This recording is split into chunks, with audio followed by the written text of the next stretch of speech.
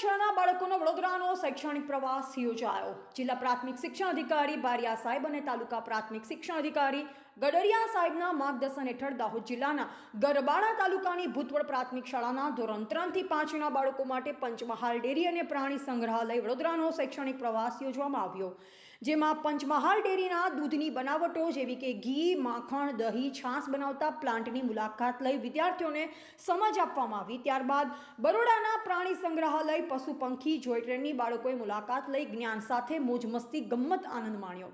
આ શાળાના પ્રવાસી બાળકોને વડોદરાના નાયબ મામલતદાર બહેન હિનાબેન ઉપાધ્યાય, તેમના પતિ વકીલ વિક્રમભાઈ ભાટિયાએ વડોદરાની પ્રખ્યાત શિવશક્તિ કાઠિયાવાડી હોટલમાં બાળકોને ગુલાબજાંબુ સાથે ભોજન કરાવ્યું। આ દંપતીનો શાળાના આચાર્ય કિરણસિંહ ચાવડાએ આભાર માન્યો હતો। રિપોર્ટર કિશન મોહનિયા, દાહોદ।